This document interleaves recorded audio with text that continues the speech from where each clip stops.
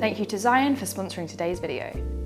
So we are back today with another lighting breakdown behind the scenes video. The last few videos that I've done that have been about lighting, studio lighting, have done really well. People have really enjoyed kind of that content, seeing how I set up lights in the studio, seeing which lights I use, which modifiers I use, positioning of lights. And so today's video, I'm actually going to be going through, I think, more lighting setups or more different looks than I've ever done in one video. I don't even know how many looks in particular it is because there's like variations of different lighting setups, but we're going to be going through a ton of different stuff from a recent shoot that I did with model Gerard, who you might actually recognize from another video that I did on this channel. So whilst we have a lot of different looks, the equipment that I used throughout these looks remains the same. So every single one of these looks uses the Zhiyun MOLUS G300. And then on a couple of looks, we've added some lights. So we've added the Zhiyun MOLUS X60 RGB. So I've got two of those and the G300. If you're interested specifically in why I like to use constant light in a lot of my fashion and portrait photography,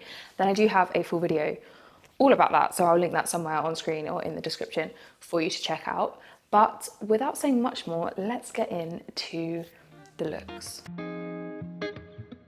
So for this entire shoot, the idea I had was to really play around with kind of like moody and dramatic lighting. I wanted it to be quite low lit and create kind of a sense to the images that were like less e-commerce, less commercial, and more maybe editorial. I wanted to play a lot with shadow, kind of the idea of light and dark.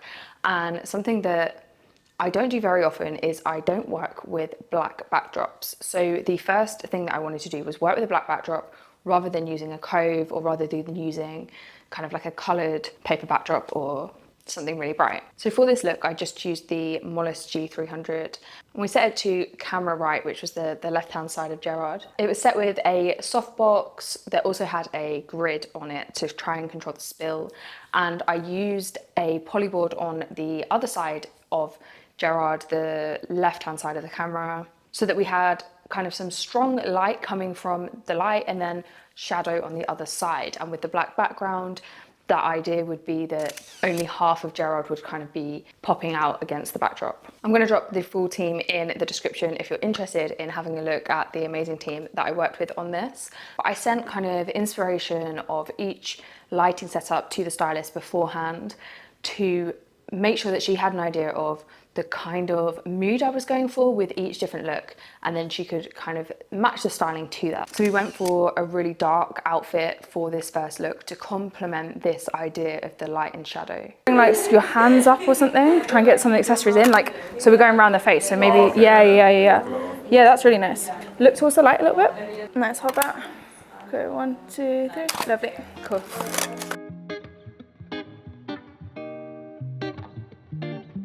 Okay, cool. So what we'll do is just kind of like, you can move about as much as you want, like swing your arms, like move about just within.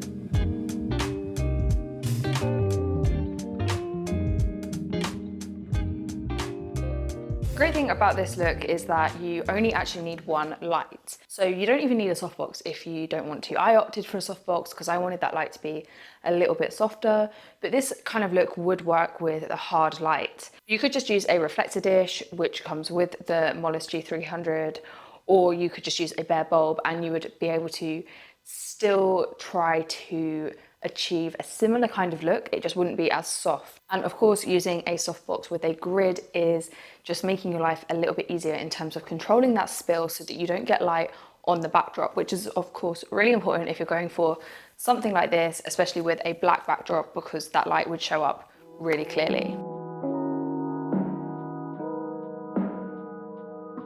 For the second look, I wanted to use a harder light source, but keeping with the black backdrop and that kind of idea of harsh shadows. So we switched out the softbox for a reflector dish, which came with the MOLUS G300. The idea was to use two polyboards, create a gap for the light to go through and hit the backdrop so that there would be kind of like a frame of light for Gerard to step into. The first time that I set this up though, the light was actually too high on the stand that I had set it on the C stand. So the shadow from the polyboards was not high enough up on the backdrop for us to be able to use it.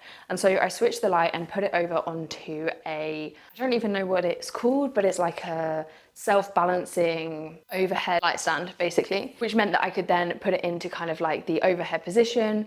And the great thing about the MOLUS G300 is that it's like fully rotatable, like the light stand mount. So I was able to move that to like a 90-degree angle and still have the light facing the right direction, straight ahead, but we were able to lower it down, which is a great solution to not having a light stand that was the right height. I often use projection modifiers a lot within my work.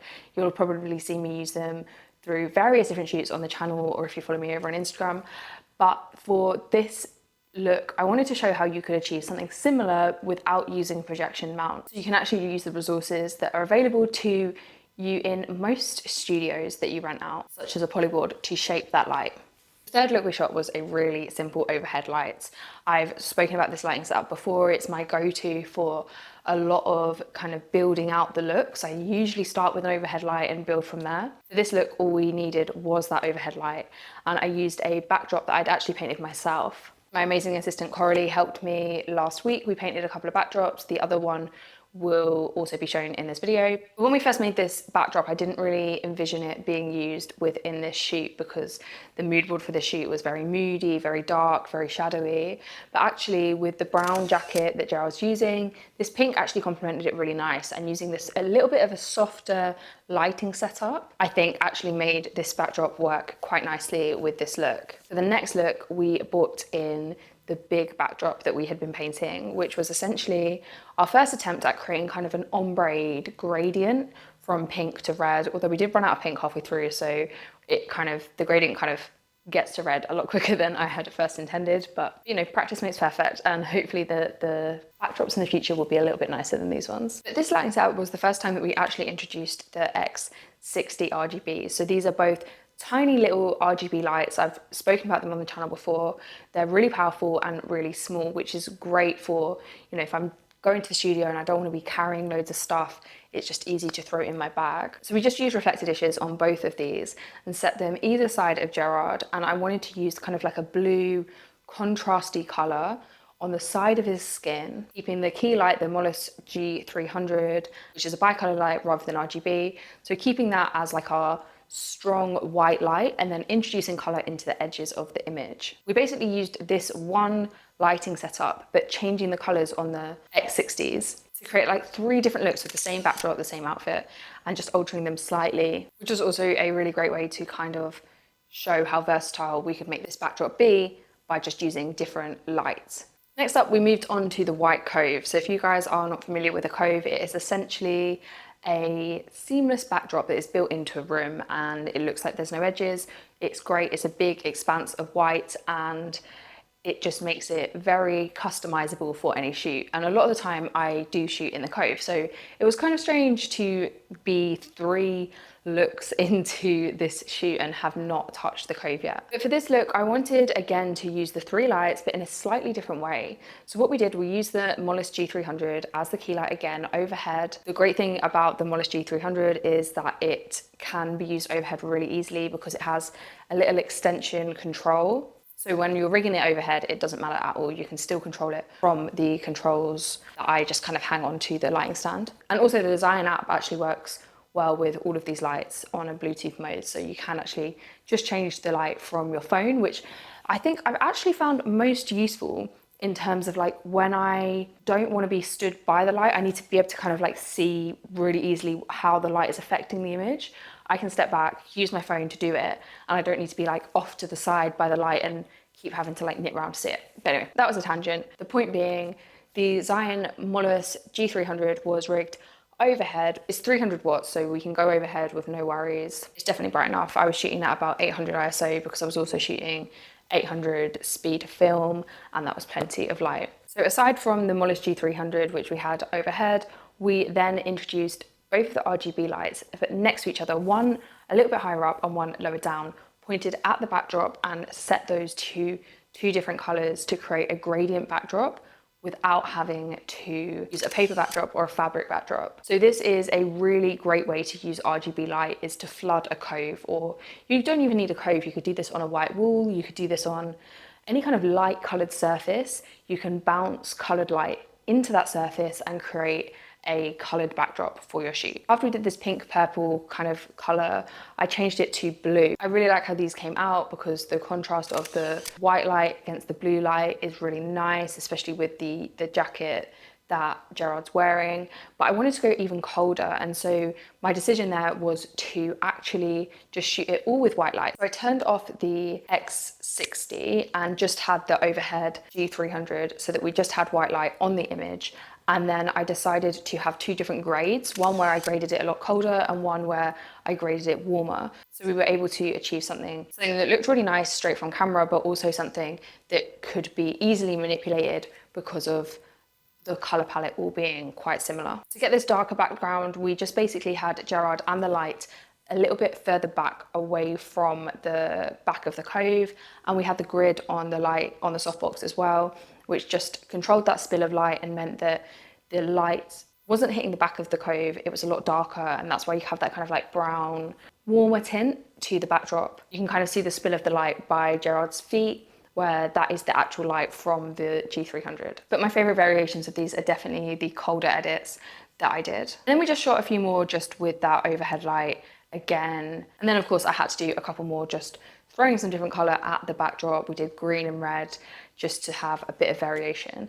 And that is a reason that I really love using color light, especially RGB lights, because you then have this amazing opportunity to explore endless possibilities in terms of your setup very simply.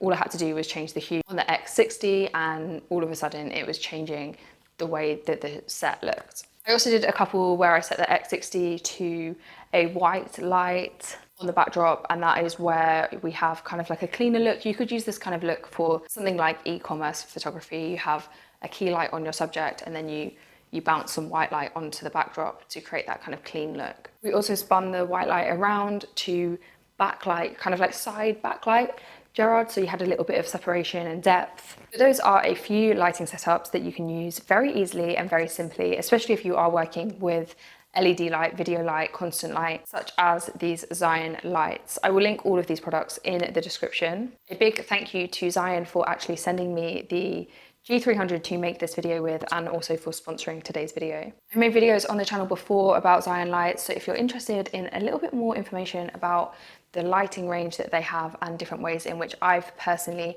used their lights, then I will link some of those videos in the description. Let me know what you think. Which was your favorite lighting setup? I tried to keep them all really simple, max 3 lights. I mean, a lot of these were just one light setups and very easily adaptable. And I think that's really what studio lighting is about, especially if you're beginning with studio lighting and still trying to get to grips with it. It's about just having setups that you can really easily adapt, make small changes that have big effects as such. A big thank you to the team as well. I will link everyone in the description. And thank you guys for watching.